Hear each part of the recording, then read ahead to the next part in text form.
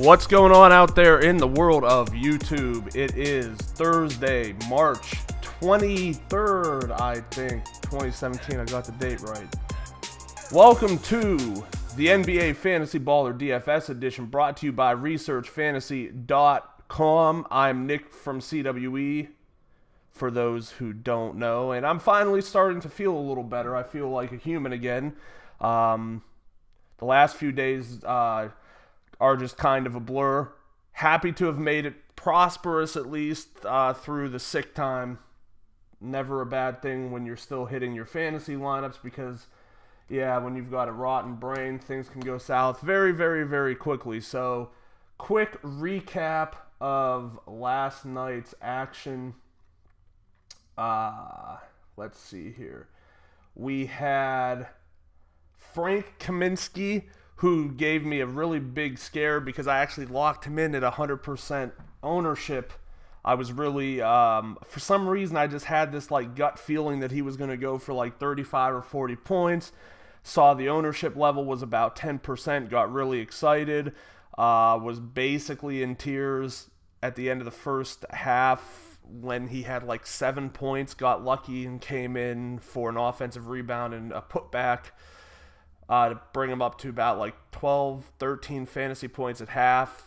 15 fantasy points going into the fourth quarter. Was really not excited about that, but he came through. Didn't have that 35, 40-point game. Did finish the night with 28, 7-5 on DraftKings. I think 25 on FanDuel. So not a great spot on FanDuel. Definitely did what he needed to do on DraftKings.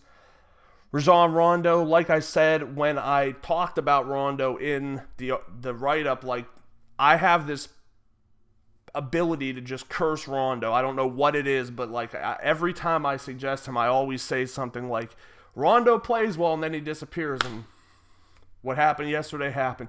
22 points, not a killer, but definitely not something that you want to see, especially with someone who did have a pretty good amount of space to work with in terms of their upside on their price. And then Al Horford. Horford should have had a better game than he had. You know, that's not a making excuses thing. He still came through fine, had over, I think he had like 38 fantasy points on DraftKings, which is a 6-6 tag. I'll take. I think that's good.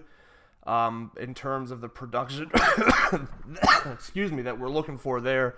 So, I mean, it wasn't the best. It wasn't, it wasn't the worst. If you listen to the actual video itself, I go through like all of the plays that our module suggests, and Giannis was one of the ones that it really, really, really liked. So I ended up with a good amount of Giannis, which really helped out, as well as guys like Jeff Teague. I'm always extending the opportunity. Like, the closer it gets to 6:30, the more refined the projection system becomes, the more refined my player pool becomes. And I don't mind, I'm not going to like give you my exact percentages, but I don't mind telling people who I play. And I get it. Like, I'm not one of the big name DFS guys.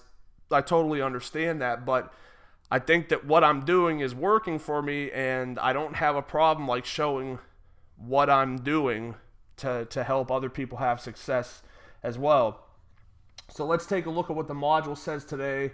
I'll kind of cover the overall view of the slate in my value video for a specific reason, but our projection systems are liking Goran Dragic, Devin Booker, LaMarcus Aldridge, Kawhi Leonard, Derrick Rose, DeMar DeRozan, Tyler Ulis, Dirk Nowitzki, Mike Conley, Alan Williams, Jeremy Lin, Marcus Saul, CJ McCollum, and that is who they like. As far as my favorite plays, excuse me, I have a lot of work to catch up on today, so I don't have the prices, but I'm going to start things off with Damian Lillard. Nobody's been playing better in March, maybe except for one other person on this list, than Dame has, as he's trying to like facilitate his team into the last position in the playoffs, which is probably not going to happen. But, you know, the team's playing much better. Yusuf Nurkic looks good, but ultimately Dame has been putting the team on his back. He's had a number of 50-point performances, and with the real lack of actual huge firepower on today's slate, it kind of makes sense to go back to somebody who is just producing at a pretty good clip. The Knicks, we all know the Knicks have a ton of defensive woes. I'm not really that big of a proponent that this is going to be a blowout. The Knicks have been holding it pretty steady against some of the teams they've been playing on the road. They kept Utah in the game pretty much all the way through. Utah, I would peg, is a much tougher team than Portland. Any given night, though, anything can happen in the NBA, but I do like me some Damian Lillard tonight. Sticking in the same game, I don't mind moving over to Kristaps Porzingis. Why Porzingis? For me, it's just the element of not being able to match up properly with anybody on Portland. If they start him at the center position again, I think he's a little rangy for Nurkic, actually. I think he could give him some trouble.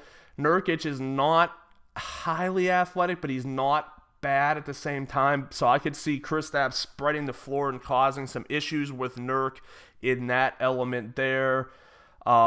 The minutes are going to be there. The usage is going to go up. I don't know how and why anyone was on Carmelo Anthony last night when reports were clearly out for quite some time that he was going to see reduced minutes and back-to-back 20-some point games. It's not going to cut it. Not looking at Anthony. This is going to be a time where I think the Knicks brain trust try to take Porzingis to the next level, so it doesn't hurt to get some exposure in what I would suggest is a pretty decent matchup tonight. He's coming off of a pretty good game against Utah last night, so I wouldn't hesitate to go back to the well tonight at a increased cost, but there's a reason for it.